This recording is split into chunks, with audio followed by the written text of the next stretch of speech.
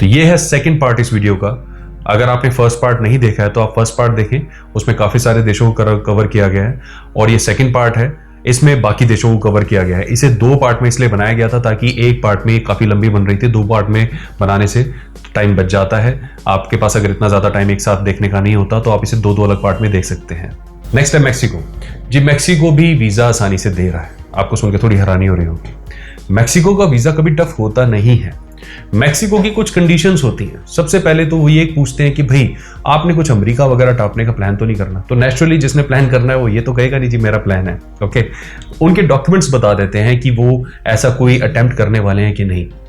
अगर उनका अकाउंट्स अच्छा चल रहा है, सैलरी ठीक ठाक आ रही है, सोर्स ऑफ इनकम ओके है, तो ऐसे केसेस में बॉर्डर क्रॉस करने वालों की संख्या बहुत कम होती है, जिससे मैक्सिको वीज़ा दे देता है।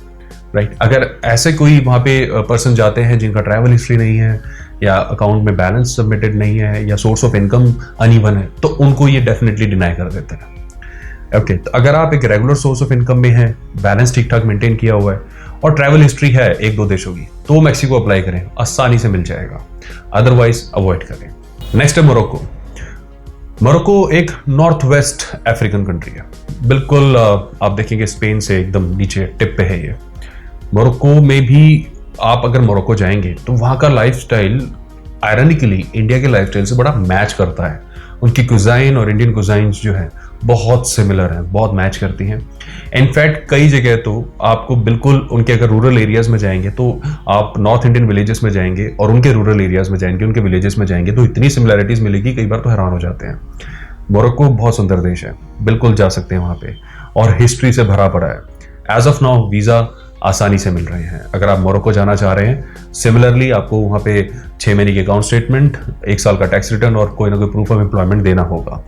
देखिए, जो मैं आपको लिस्ट ऑफ रिक्वायरमेंट से बता रहा हूँ, ये प्लस माइनस हो सकती हैं। एज ऑफ नाउ ये हैं, आगे जाके रूल्स एंड रेगुलेशंस एम्बेसीज के कभी कभी चेंज हो जाते हैं। उस केस में हमेशा फाइनल फाइलिंग करने से पहले एक बार क्रॉस चेक करें, ज़्यादा बेटर रहेगा। तो अगर आप मोरक्को जाने का प्लान कर रहे हैं, source of income is okay, account balance is ठीक ठाक, तो डेफिनेटली आप जा सकते हैं। अब बात करते हैं शेंगन एरिया की, जो कि सबसे ज्यादा लोगों की रिक्वायरमेंट है एज ऑफ नाउ, कि शेंगन एरिया में ऐसे कौन से देश हैं जो बड़ी आसानी से वीजा दे रहे हैं। देखिए, मैं हमेशा ये चीज बोलता हूं कि कभी भी आप ऐसे ट्रैप में ना फंसे कि आसानी से वीजा देने वाला, ये ट्रैप है।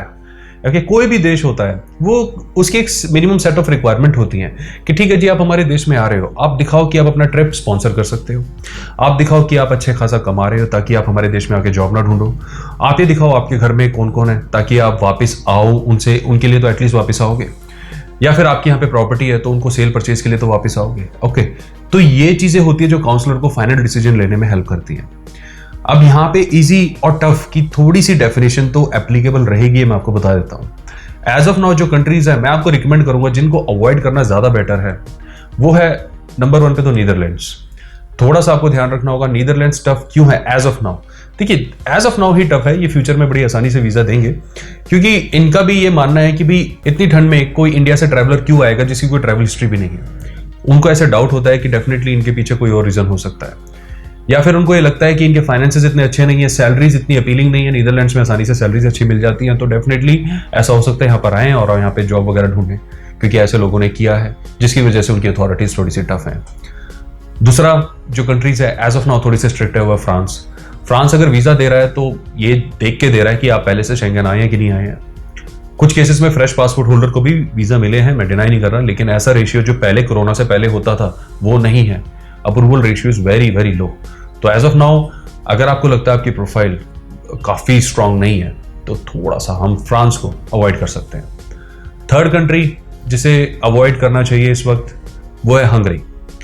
Hungary as of now is a little tough country. Hungary क्या एक थोड़ा सा रिजर्व कंट्री है, वो इतनी आसानी से इमिग्रेंट्स को नहीं आने देता, और हंगरी तो वैसे भी काफ़ी सारा इलीगल इमिग्रेशन हैंडल करता है, क्योंकि हंगरी के साथ बॉर्डर ऐसी कंट्रीज भी शेयर करती है जो नॉन शेंगन है, जिसकी वजह से लोग रोमानिया जाते हैं बॉर्डर टापने की सोचते हैं, सर्बिया जाते हैं बॉर्डर टापने की सोचते हैं, तो हंगेरियन पुलिस जो है इलीगल इमिग्रेंट्स को पकड़ पकड़ के जेल में डालती है, वापस छोड़ती है।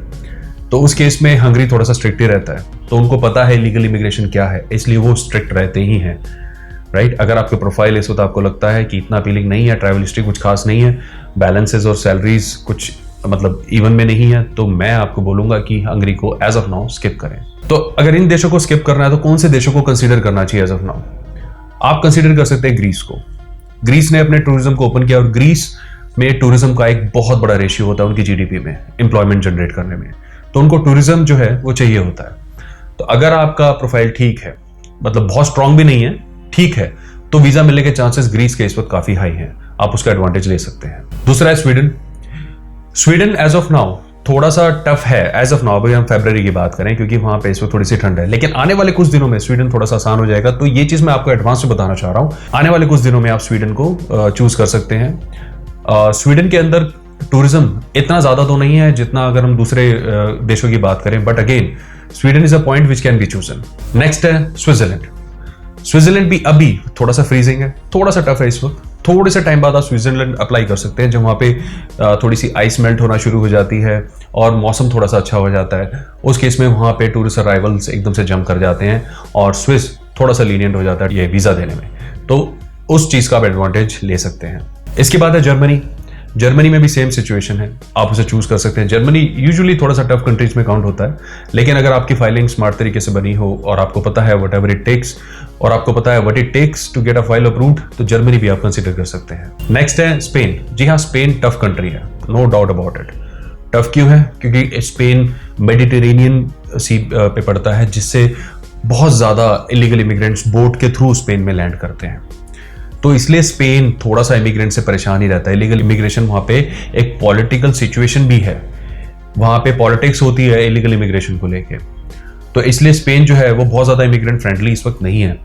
बट अगर आपकी प्रोफाइल ठीक ठाक है, बैलेंसेस ओके हैं, सैलरीज टाइमली आ रही हैं, तो स्पेन आसानी से वीजा दे देता है। अगर आपको लगता है कि ऐसी चीजें शॉर्टफॉल है आपकी प्रोफाइल में, तो आप Spain as of now avoid करें, अदरवाइज आप अप्लाई कर सकते हैं। तो ये थे वो सारे देश जो वर्ल्ड वाइड थे, जो आसानी से वीजा दे रहे हैं, जो शेंगन स्पेसिफिक है, जो किस तरीके से वीजा दे रहे हैं। तो क्योंकि क्वेश्चंस आपके काफी ज्यादा थे, तो मुझे लग रहा था इन्फॉर्मेशन आपको देनी जरूरी है। और भी काफी सारे टॉपिक्स हैं जो आपने पूछे हैं, काफी क्वेश्चंस हैं, उनके आंसर्स लेके भी हम बहुत जल्द आएंगे। अपना समय देने के लिए धन्यवाद। Bye bye.